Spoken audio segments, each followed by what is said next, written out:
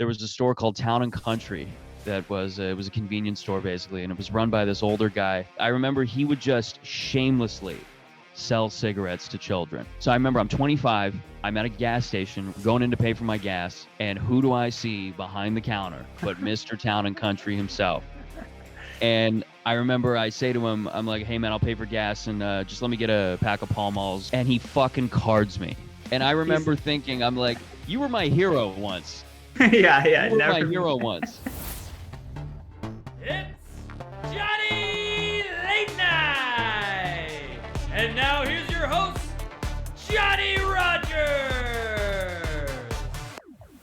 Welcome back, everyone, to episode number 75 of the Johnny Rogers Show. If you want to get these episodes ad-free, exclusive, and before anyone else, you got to go to patreon.com/the Johnny Rogers. It's like $1 a month, and you're going to get access to a whole backlog catalog of all of these. Backlog and catalog, I think those two things are the same thing. You're going to get the whole catalog of the Johnny Rogers Show, but I'm very excited for my guest today. He is a returning guest of the Johnny Rogers Show, so he needs no introduction. If you want that introduction, go back and listen to that podcast before. Ladies and gentlemen, without any further delay, please welcome my friend and yours, comedian Alex DeWitt. What's up, dude? Had to cut together my fun little showbiz intro. It's all good, man. I like that. I like it straight to the point, quick. Yeah. That's what show business needs. We don't None need of this fluff shit. Lollygagging, just improvising for an hour. Sure. I used to listen to Ari Shaffir's Skeptic Tank all the time, and I feel like he was just challenging himself of how long he could just talk. Talk. Like, it didn't matter if it was funny or not. He was just practicing talking for 20 minutes or 30 minutes at the start of every podcast. And I'm always like skipping ahead. Like, when does the guest start, man? No, there's a few people who do that. It's not just Ari. I think it's like, I think Tim Dillon's done that a few times, or at least he used to. Bill Burr just has a pod. I mean, I think he was like one of the vanguards of the solo podcast in terms of, because everybody else had usually a sidekick. He would just get on a microphone with that Boston, temperament, and he would just have this endless stream of thought. Yeah. For an hour, 2 hours straight, where he would just tell a story, into, like, everything. Like sports analysis. He'd be like, these fucking Bills. Like the fucking Bill. No, he would. Oh, he has a great story of him. And I think he just tells it on his own, where he went to a Jets-Bills game in Buffalo. Yeah. And that's like going into the seventh layer of hell. And he's a Pats fan. And he talked about just witnessing a fight in the bathroom of the stadium. And just his description of a bathroom fight, and just like just the way he describes it and the way he articulates that story, when he's just like, there's nothing. A public bathroom is the worst place to have any type of scrap, any type of altercation, because there's nothing soft. There's no soft edge. It's hard ceramic everywhere. You are leaving there with a crack in your head usually, and I've seen it too. I've seen it a bunch of times. Bathroom brawls are the worst. I remember there was this one late night at a bar, like one of my my hometown watering hole, basically. There was a late night fight. The place was closing up, and I needed to go to the bathroom before my Uber got there. And there were two guys fighting between the entrance and the stall. And I take a look, they're on the ground just pounding the piss out of each other. And I look into the stall, and it's a guy that I know in the stall. He's just finished taking a piss. He had the stall door wide open. So we're like, hey, man, what's up? He's like, oh, man, what's going on? And we're literally shaking hands and practically hugging over these two guys that are murdering each other. It was beautiful. That's what guys do. I remember like walking into the bathroom of one of those local like watering hole places too. And same thing, but it's like a tiny kind of weird bathroom. And I remember opening the door, and all I see is this guy. You could, when you look at someone and you could just tell that they're pissed drunk, like their eye is kind of like the right eye is kind of fluttering a little bit. Yeah. Their hair is a little like messed up. And it's so different. A racial slur. It's so different. They're saying slurs. It's so different going from like that club environment where it's all dark and into the bathroom where it's all of a sudden all lit and you see what people actually look like. Right. And so he's kind of fucked up.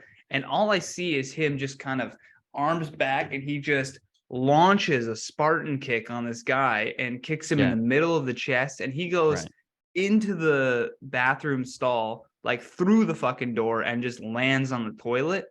Mm-hmm. And I was just like, I don't have to go to the bathroom anymore. Like, I'm just gonna find, I don't know what the hell kind of like Sparta shit is going on in this bathroom, but I don't want any piece of it. I saw another time that same place. The place was called the Phoenix, but everyone just referred to it as the Dirty Bird because it was just like the filthiest bar in Brockville, but everyone wanted to go there. I literally remember saw like this other guy. I don't even think he was hitting on someone else's girlfriend, but he just like maybe like touched her arm or something.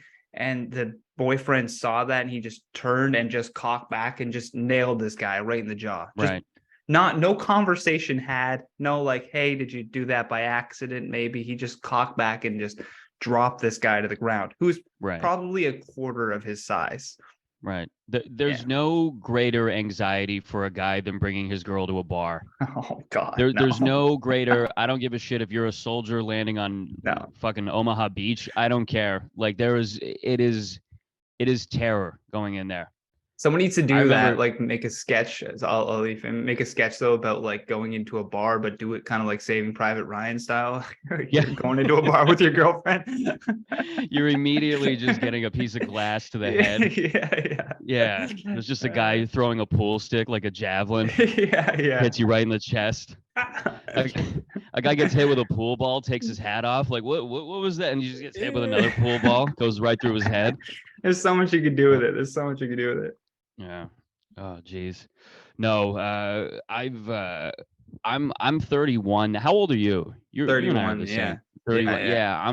I turned 32 in August, and I'm very quickly at the point now. Like I've stopped drinking really for the most part. Like I haven't drank really since January 7th, I think. And I'm just kind of done, really. I'm at this point. I'm not working a program. I'm not an alcoholic. Like I'm just a guy who drank a lot, and I'm slowly, really just trying to move forward a little bit. And I'm out of the bar scene. But I spent a good 10 years of my life just at bars constantly. And one particular bar that was near, like close to where I grew up, where, I mean, some of my good friends are still there. Some of my good friends are in that area, but it was just constant. There was always some chaos. I usually kept to myself, but there was usually some type of chaos there. And it really did inform my life, I feel, to a degree. Like a lot of my mindset comes from really just interacting with people constantly. Like that place was like the Star Wars Cantina. Remember the Star Wars Cantina? Mos Eisley Cantina? It was like that. I mean, service beautiful, service beautiful, food's great, bartenders, waitresses, all terrific. The clientele, I mean, it's a crapshoot if you start a conversation with somebody. It just goes immediately. It can go into, hey man, beautiful weather today, blah, blah, or it can go south and just directly into like pedophile lizards territory. Like a guy just, the chemtrails are making your children pedophile. Like it just goes immediately into that. So yeah, I'm just kind of done. Yeah, you eventually have to move past that point in your life. I feel to a degree. You can still have fun, but I know people that are, you don't want to be the 55-year-old guy that is like the bar fly. Yeah. Sitting with the 20. Like I'll see these guys who are, you know, still relatively young. They're like 35, 36. They're single guys, so they're going to go out and try to meet people.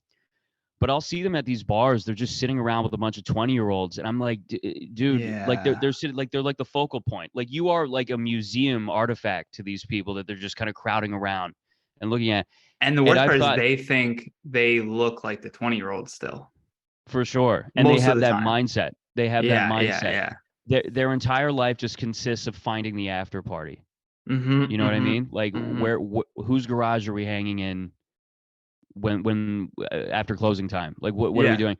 And I thought to myself, I'm like, whatever fantasy that you've built up in your head, like this mental blockade that you've built to try to keep you from moving forward in your life, that's got to stop. And by the way, I'm not dismissing people. Like, life kicks you in the balls. There's people that develop habits, alcoholism, drug use, whatever. Life can be Yeah. shit, and there's reasons people do stuff like that. So I'm not dismissing that, but you have to, as hard as you can, to try to just like avoid that and try to find something as you get a little older to cling, whether it's a person, whether it's a significant other, boyfriend, girlfriend, whatever it is, to just try to find something that really kind of hooks you into that next chapter in your life, because it's going to get to a point where you're going to be a little too old to go to the club and the bar, and and that's the fun thing though it. about being a comedian. Like, we have that. I get if you like worked at the fucking, the Ford factory and you're putting on like car parts all day and busting your ass for 12 hours. And then you're like, them going out to a bar makes much more sense. That's like their opportunity to be like the star of the show a little bit, right? Like, they get to have their kind of moment. Oh, I remember when Jimmy, we went out and he was so fucking funny. He was drinking and he did that. He threw the pool cue with that guy. Like, that was hilarious. And they talk about those memories for like the next 10 years, right? Right. But a stand-up, like, we could be like, I don't need that. Like, I could just go on stage and say some crazy shit and have a bunch of people go like, go all crazy, whatever. And I'm definitely the star of their night, right? And you can kind of feed that over. So I think we're like really lucky in that sense that we have this kind of side obsession that could potentially turn into like a full-on career that you get paid for and like get to meet crazy people and whatnot. But the drinking thing, like, I never was a big drinker. I was always like apprehensive about it. Like, I was like, I don't know if I want to like try it. And I always had to be convinced to drink and get fucked up or whatever. Right. But then, like you said, there was like a 10-year period where I was either going out all the time with my buddies and drinking, or if I was going to do a show, I was drinking at the show. And then as soon as COVID hit, I was like, I don't really like need alcohol. Like, I don't have this desire in me to like go buy a bottle of wine or go get a 6-pack and like chug. Like, it never to me was something that it was always meant to enhance a party. It never was to like fill a void, which I feel like incredibly lucky to be able to say that. Now, mind you, I smoke a tremendous amount of weed. So like, there's always like that. There's always that default. But it's a plant. It's hardly a drug. I get it. I mean, well, for me, I feel like COVID was almost the catalyst for me really just moving forward a little bit, man. Like, as soon as that lockdown hit and that first month, I would be the liquor stores closed early for the most part. So the LCBO that was down the street from me, the closest one to where I am in Etobicoke, I sometimes would finish work and because I was working from home and I wouldn't be able to get there in time.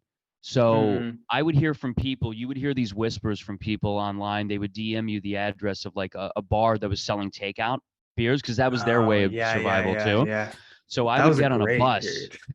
I would get on a bus like fucking Lord of the Rings, and I would just try to find this place uptown, wherever I could, mask on. Everybody thought that there was a potential that they were still going to die. Right. We were a month in this was early April 2020. Yeah. And I'm just getting on this bus, riding public, just trying to find a place.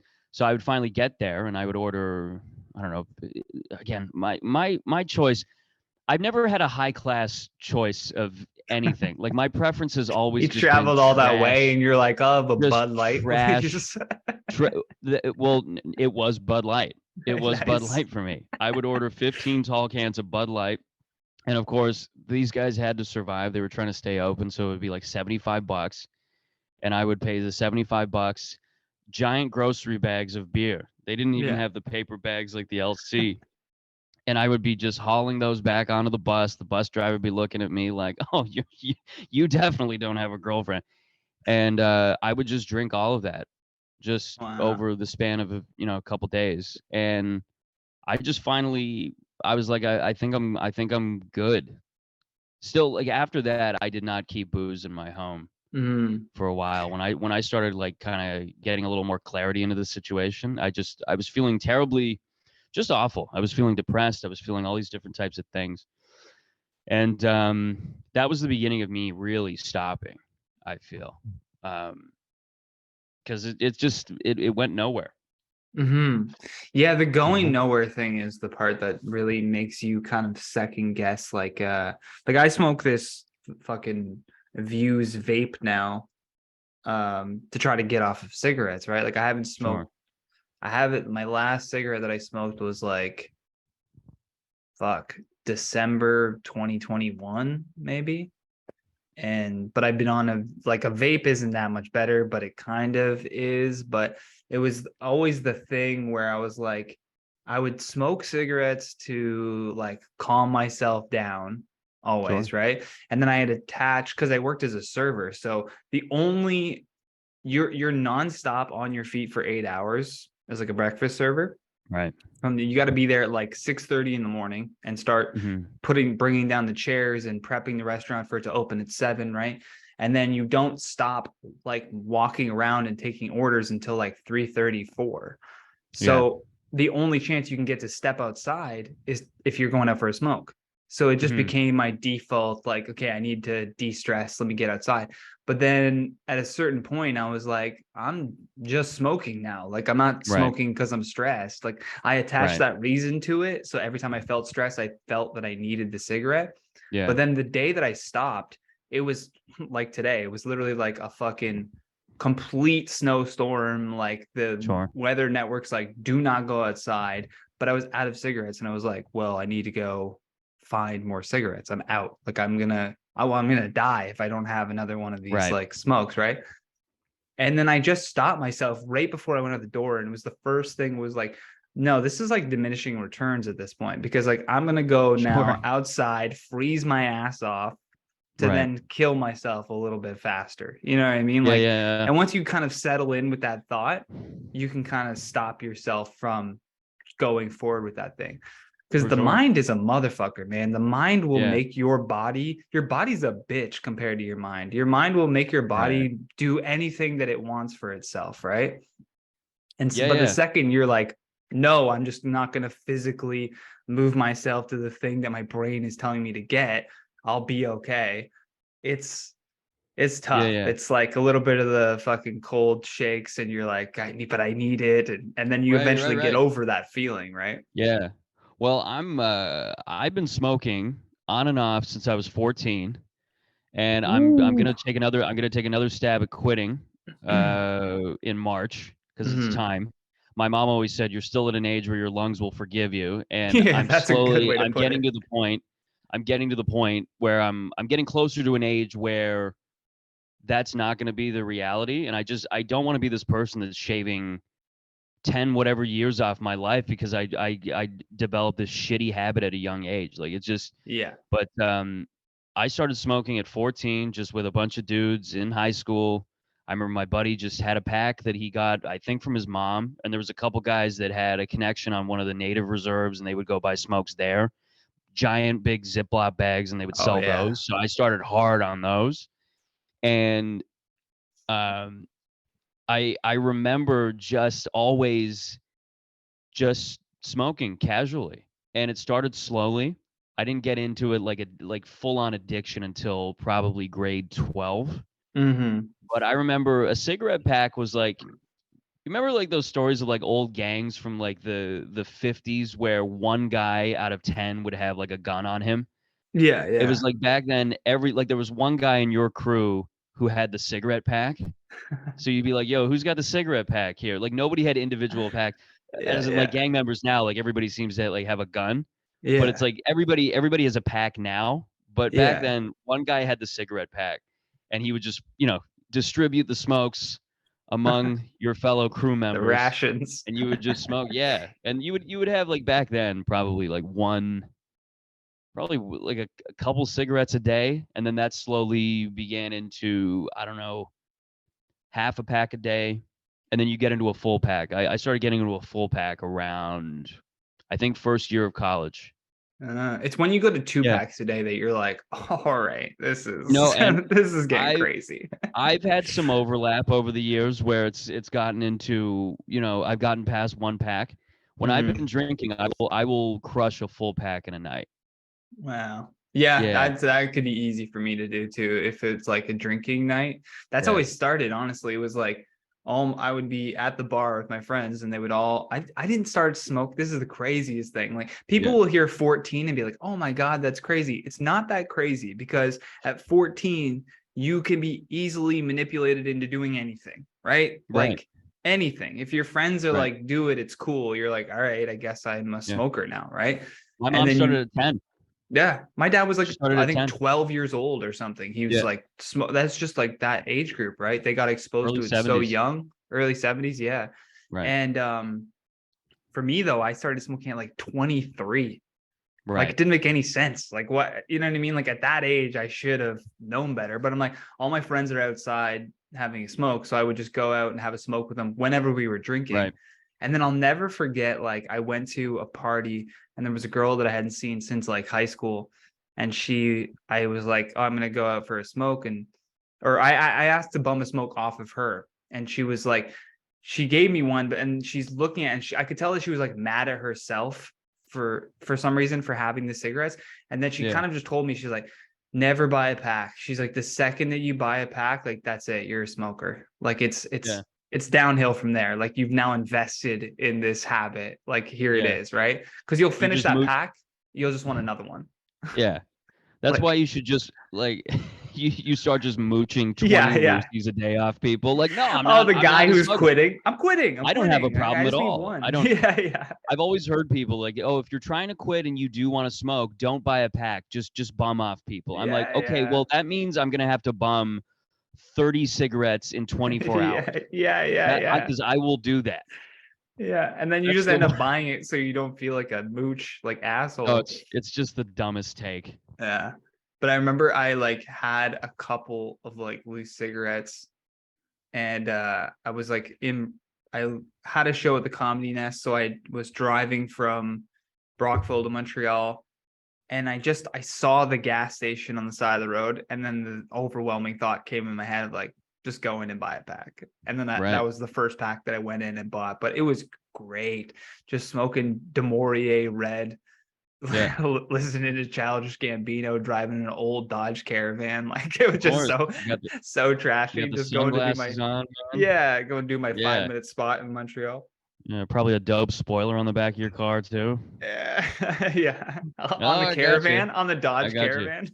Yeah, the Caravan with a spoiler. Just so high up. Yeah, my first car was what's that? I was just gonna say that shit's dangerous. No, my first car was a 98 Sunfire, green Sunfire, Pontiac. Ooh. Yeah, it was my mom's when we were little, and she gave it away to my aunt. And then my aunt around 2011 moved back into the city. She was just taking the train. She didn't need a car anymore. So that was my first car. That's always I remember nice. I took that everywhere. Yeah, that thing didn't know me a thing when it broke down finally. But I would drive that a couple hours to do shows. When I was rapping, I would take that. I was the kid in the Sunfire.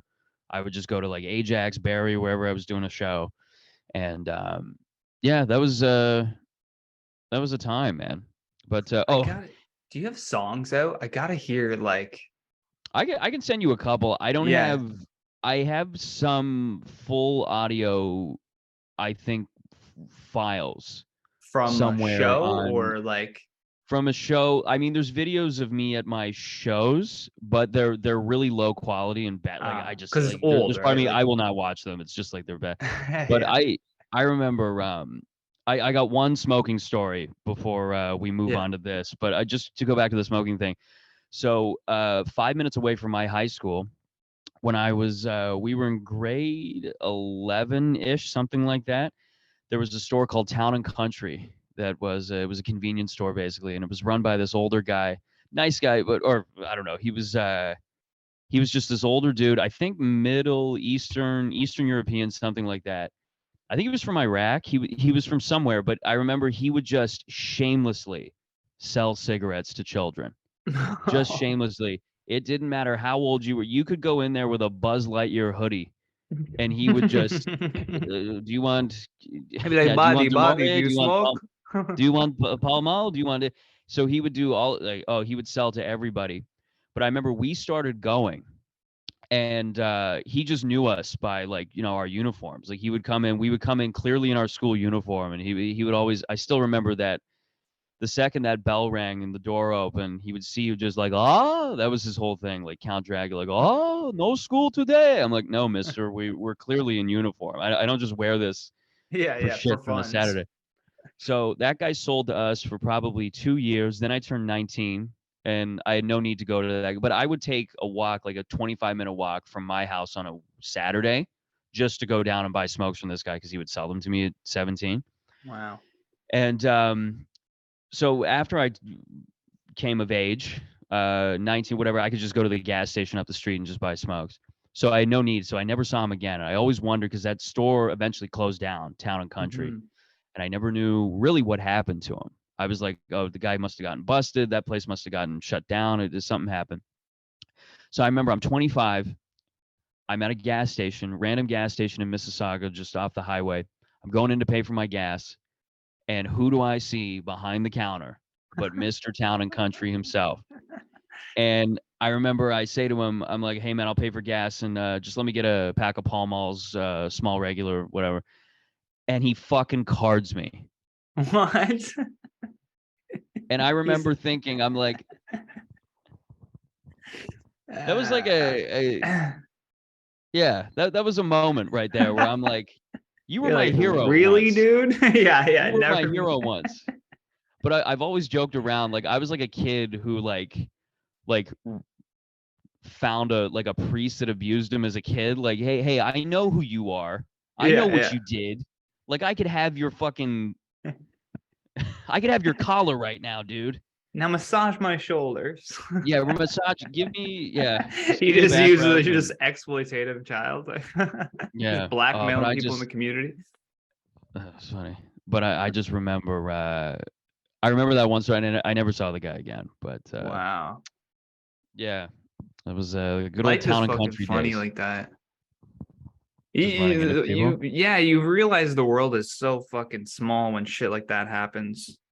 I was telling this story the other day, but like I think it was on the pod episode 73 if people want to go back and listen to it. But I had gone to, you know, Lars Classington. Yeah. Yeah, so he had like a kind of like a birthday party and like invited a bunch of his friends who were like actors or whatever. And one of his buddies is in the show Expanse. And then I met like his girlfriend who's also an actor. And now she's doing like big stuff too. This is like five years ago. And then I moved to Ottawa. So like complete different, you know what I mean? Like nowhere near Toronto. And I'm like, I quit my job but I go into that kind of survival mode of like, okay, I need a way to pay rent now. And I end up taking like a background extra gig that just popped up on Facebook because Ottawa, you can actually do a lot of like background work. And so I go to set, it's like midnight or something. And I'm a paramedic and I put on my uniform and I'm walking up to the door where the scene is supposed to start.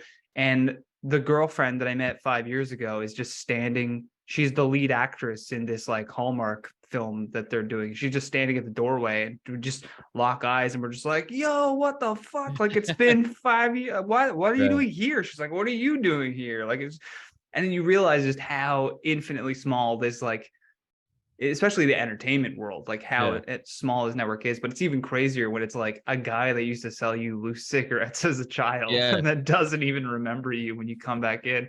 For sure. But it's also crazy to think about just like ultimately what a footnote you are in the lives of certain people. And again, vice versa, like what a footnote they are to you.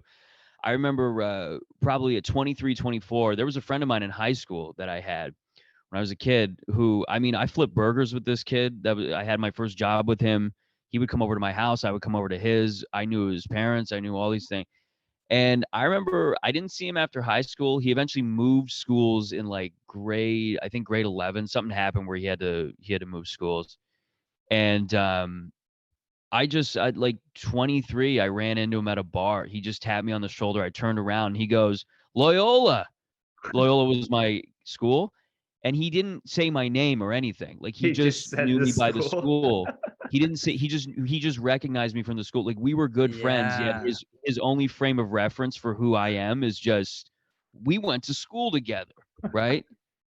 Not like oh Alex, yeah, remember the times over that, like that was his only. Wow. Yeah, Mind you you, he really was never probably know. perma-fried. Probably, right? Probably. Give him the benefit of the doubt there. Oh, this Yeah. guy was a You character. never know though, like what your role is in someone's story. Same sort of Sure. thing. I remember like I went to school with this kid and he ended up moving away in like grade 4 or 5 or something, completely different city. Forgot about this kid completely, right? But Right. but there was like weird things that stuck in my mind about him. It's like, okay, his parents owned a restaurant in town, and like, you have these like kind of markers, like, oh, when we would play, did you ever play, like, there was a basketball game that we used to play on the schoolyard called Bump, where the whole idea was the person in front would shoot, and if they got it in, they would go behind the next person in line and then try to shoot again. But if they missed and the person behind them got it in, then that person's out. But the whole fun part of the game was that, like, you would have sometimes two people trying to shoot on the net at the same time, one guy trying to save himself, one guy trying to eliminate the other person. But if the ball came your way, you could just take your basketball and just bump that shit across the playground. Okay. Make them go walk for it and just eliminate them, right? So that's why it was such like a vicious game. But this kid, he would wait for you to throw the ball in the net, and if he thought it was going in, he'd throw his ball through the bottom of the net and bump it out before. And that's how I remembered this guy, right? Like I always remembered he would do that. I ended up running into him in like college, and we like catch up, whatever. And then I end up running into him again like 5 years later because he's dating a friend. He's dating this girl who's friends with a girl that I'm dating. Like it was just so random. And he's like, oh yeah, I remember you. I remember we were at a birthday party and you ran headfirst into like a lantern that was hanging. And that was his memory of me, was my dumbass running headfirst into a fucking lantern at like 5 years old or something. Like, that's how you fucking remember like me as a person? That's so strange. I have a million people like that in my life who just tiny little details about them and little story, like just these images in my head of them just running and hitting a wall or hitting something, like just or something that they said to me that I didn't like. They are associated in my mind with that moment forever. I can't lose it. I can't do anything. There's certain people from my early childhood, even people I was once friends with, who eventually our relationship became sour and just developed into something that just wasn't a friendship. It was really bad. I mean, those people, I'll see some of them now. Like I'll run into them just out of the blue. And I have a hard time, to be honest. Like there's one guy in particular who, looking back, I think he had some level of, whether it was bipolar, multi-person, like something like that.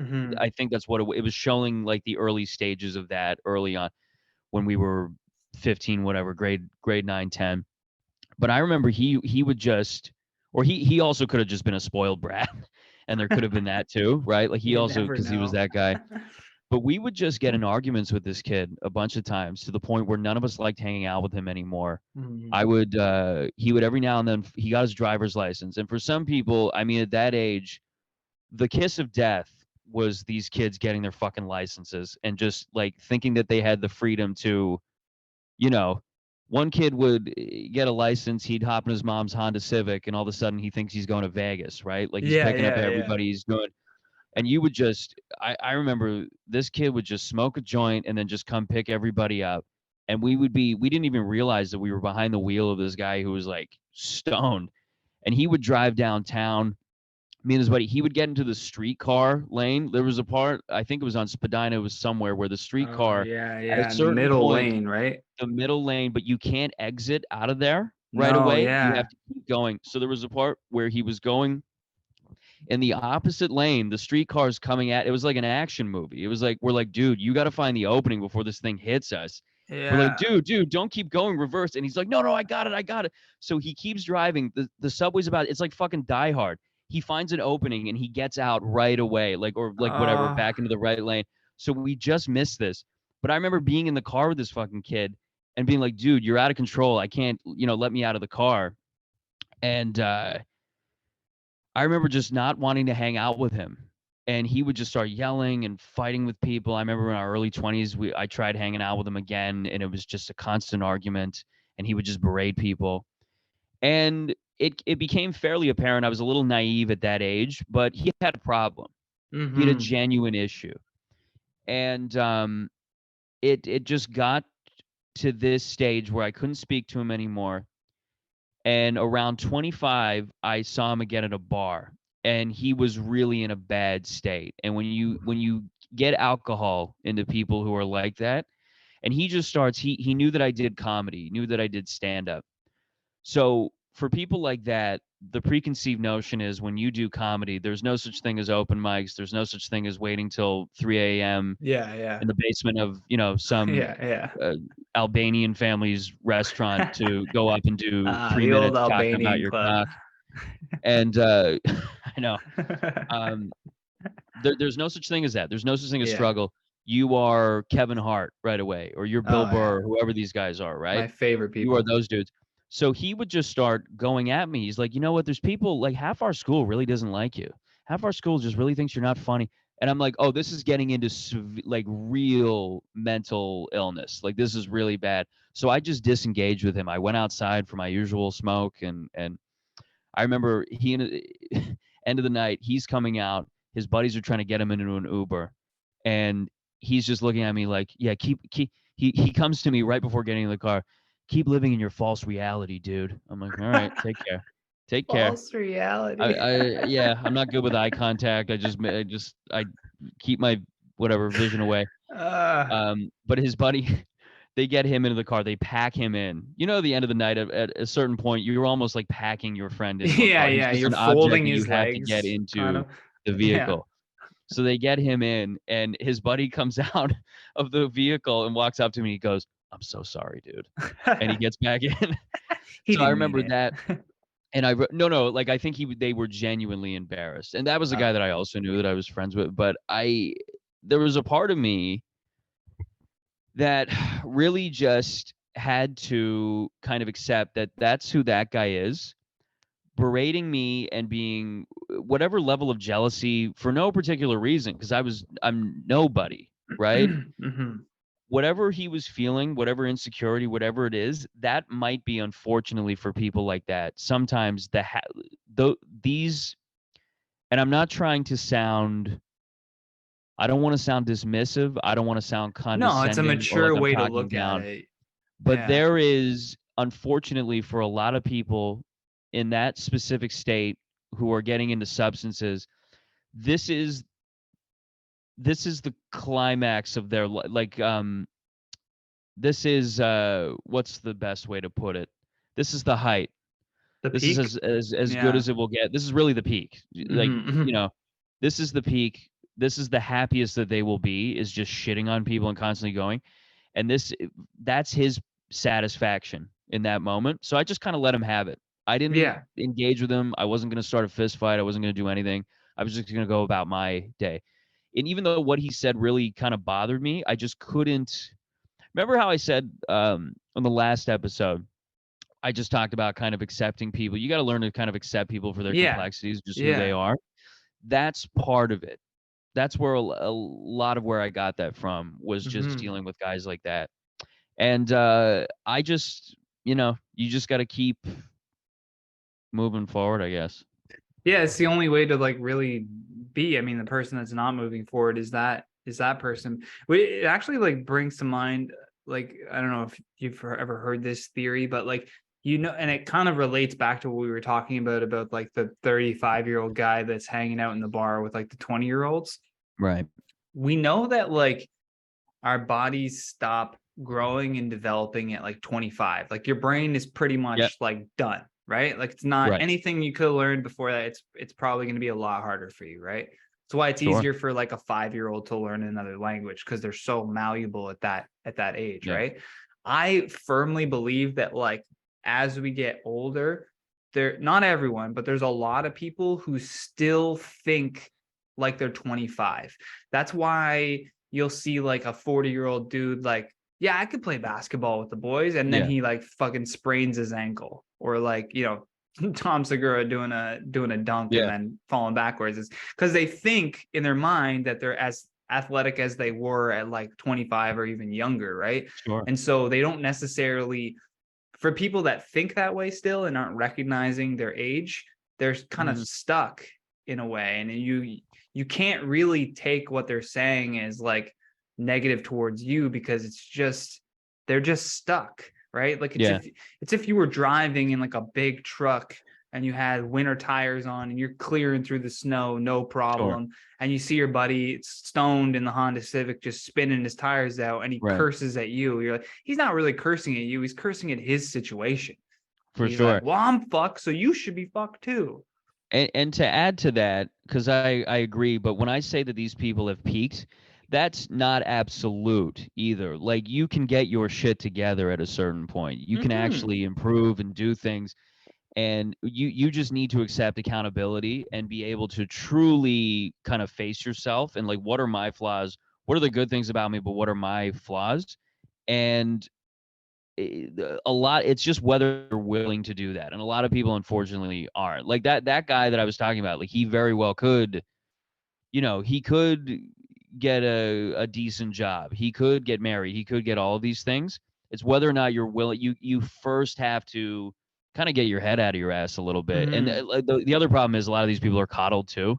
Like they're really just almost like this satchel that people just kind of carry around a little. Like they can you do become no that wrong to a lot of people. Yeah. Or a lot of people know that they can do wrong, and their wrongdoing. The problem is that their wrongdoings are usually sort of set aside. They're not that. They're made insignificant, and that gives them a pass in their mind to just continue on with that behavior. Yeah, because why wouldn't you, right? If the people all around you are telling you that, like, oh no, that's fine, you don't worry about that, that's okay, then you're gonna go, all right, I guess it's fine. That's then. just Jeff. Even if you know deep down. I had a buddy that I don't like talk to anymore either, and it's more so just kind of like distance pulled us apart, and then we never really like kept in touch. But it was one of those things where I was like, I should probably distance myself from this person. Right. He was always the life of the party. Like everyone was always like, oh, like going crazy whenever he showed up.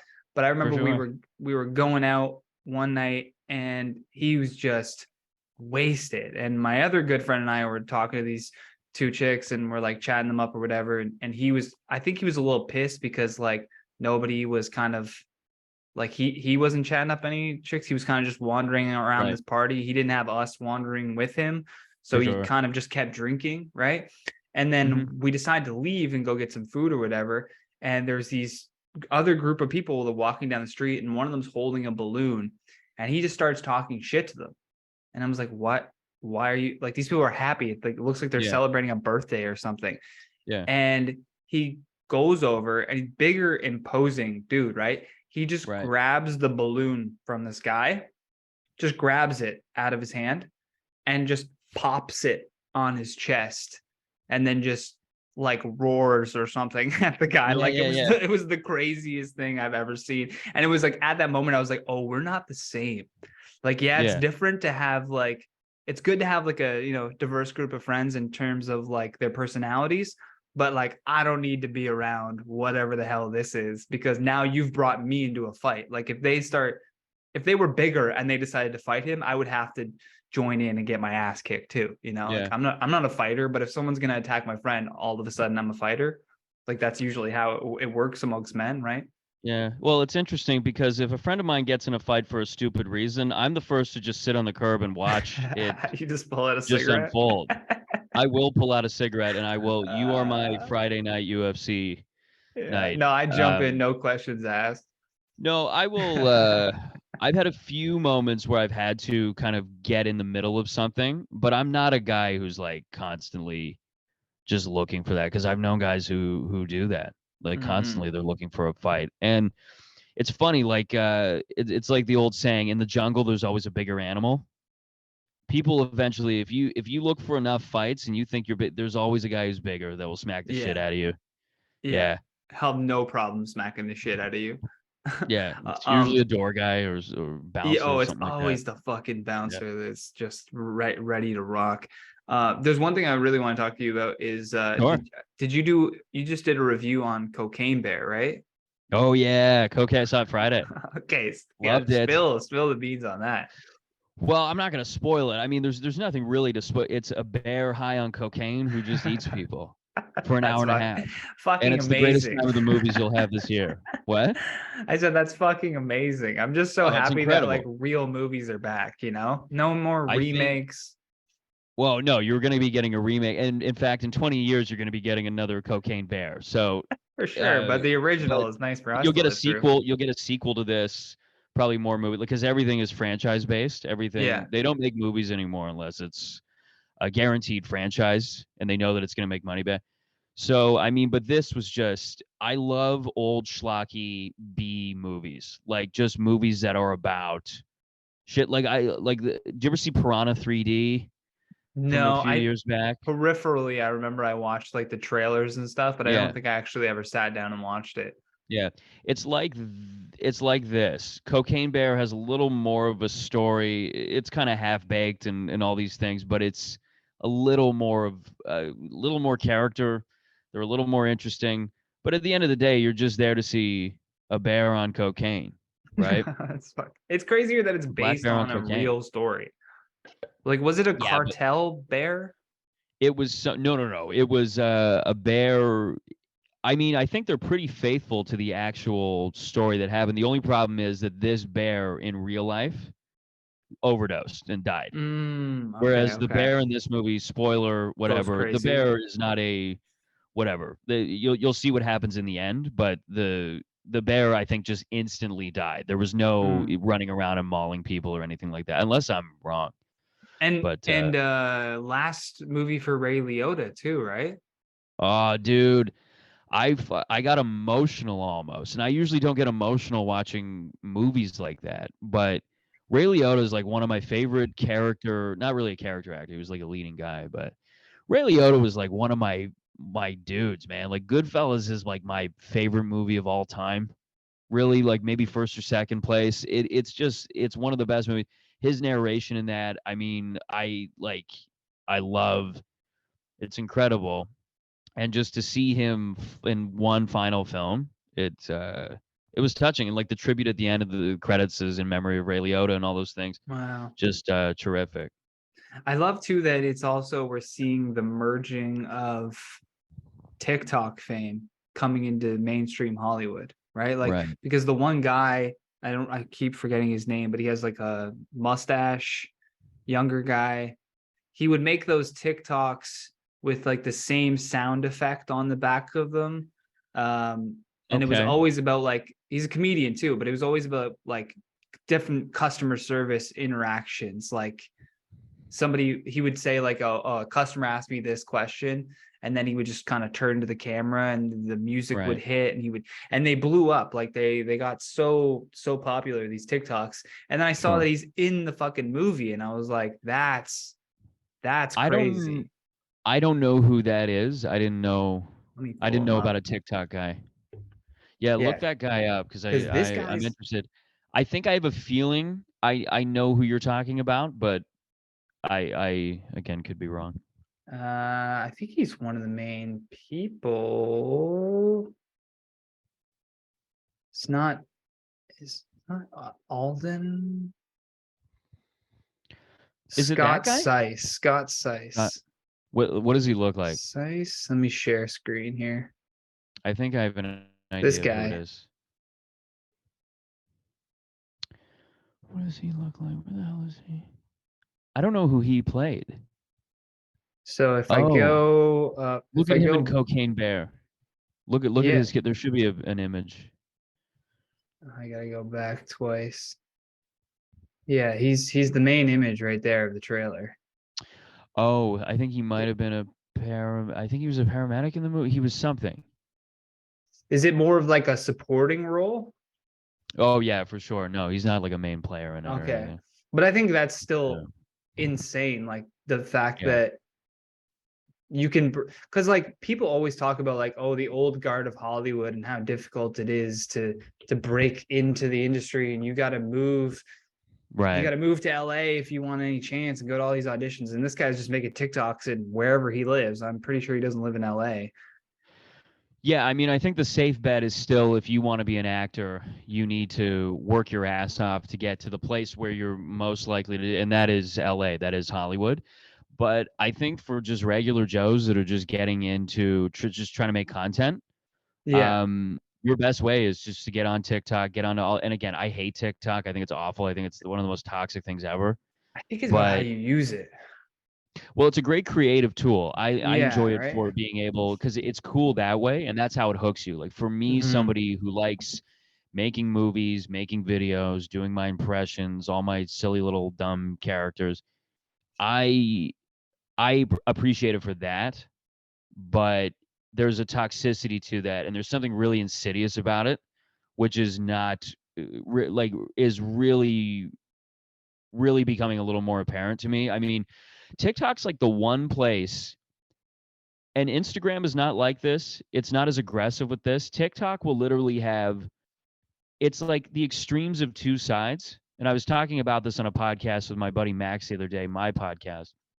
Um, it's like the one place like you'll see a guy in a MAGA hat with like a Blue Lives Matter t-shirt, and he's just talking to you about gender neutral bathrooms.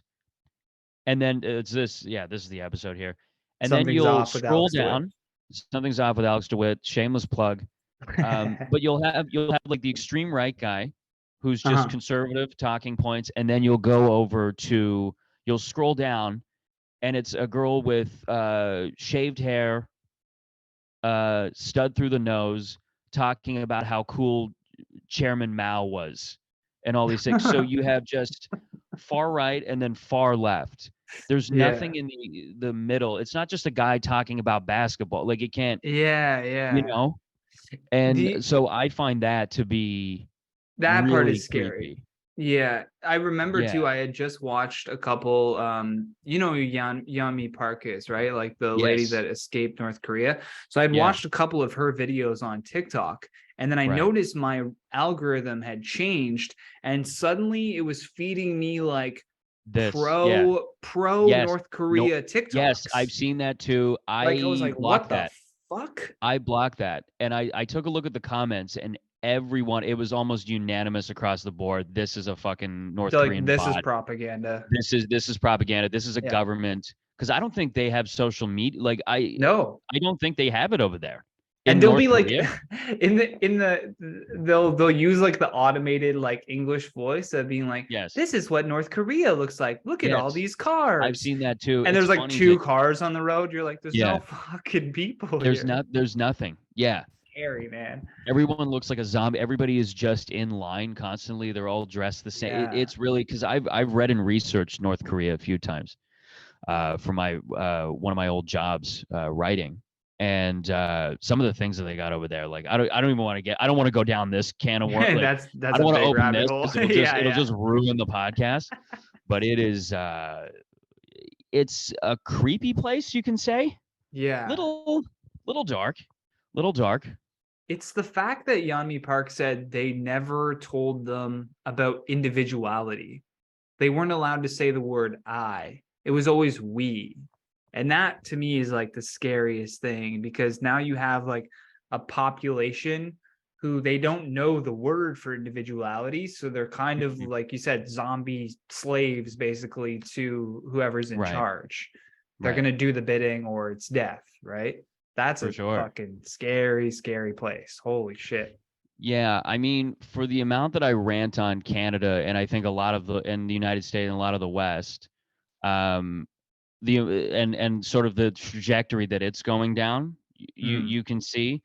I take a look at a place like that, and I'm like, we are like really like if there's one thing that sobers you a little bit, it's that, to take a look at that type of and what Yeonmi Park describes and all those things. If there's one thing that truly makes me thankful that I won that lottery of just being born in a place where you can do, I mean, it's stuff like that. And her describing what she describes. I mean, just like in a place where there is it seems to be more and more scarce, and the chasm seems to be greater between the two, but there is a diversity of opinion and view, and you can share different things, and you can criticize leaders, and you can do all those things. But yeah, and just the fact that I grew up with people from different, backgrounds and all these different things, like you just have a cultural diversity. It's a melting pot. It's all these things. Yeah, I'm grateful for that, Yeah, me too, man. I totally think about that shit all the time, especially when I see what the hell is going on over there and what goes on in other places. You're just like, God damn, we hit the jackpot. People can bitch and complain all they want about like what Trudeau's doing, but it's like he'll be out. Like, don't worry. Like, it changes all the fucking time, right? Like, we had Stephen Harper for what felt like 15 years. Like, it changes. I think it was that. Yeah, it was literally like 15 years. Yeah, he never left. He's now the crypt. I think every time Trudeau does a press conference, Harper's in the background. I'm pretty sure. Glaring over his shoulder. I'm still back here. I don't know. They give me free lunch. Yeah. Let me sing Sweet Caroline. Did he do that? Do you ever see that video? I don't remember. I know he plays piano. Yeah, there's a video. He's done a few things. I gotta find this. Yeah, bring him up.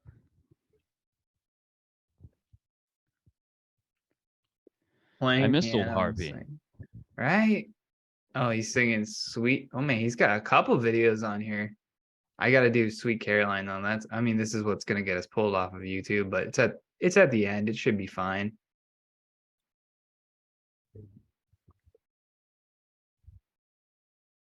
Mandatory Squarespace ad. Oh, I love it.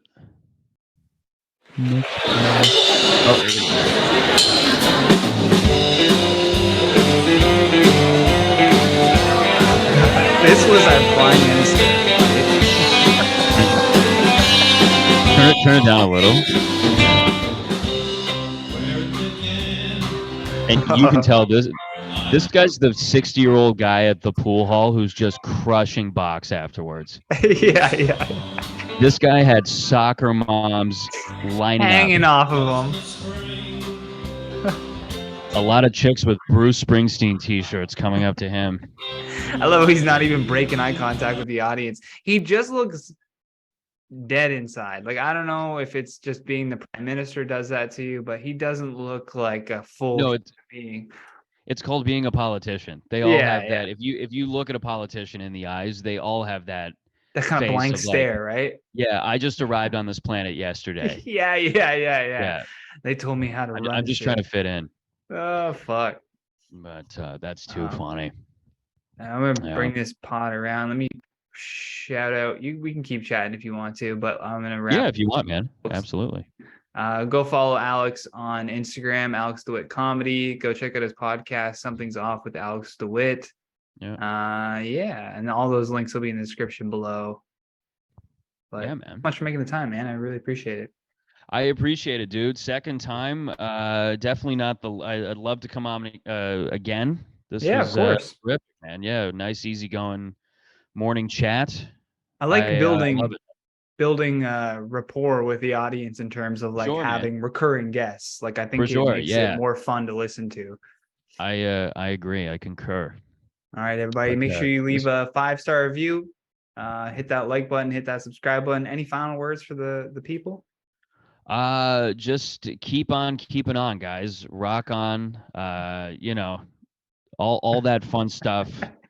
Just follow me on the talk, follow me on IG, and that it is. All right, later, folks. You've been listening to The Johnny Rogers Show. New episodes air every Friday at 8 p.m. Eastern Standard Time.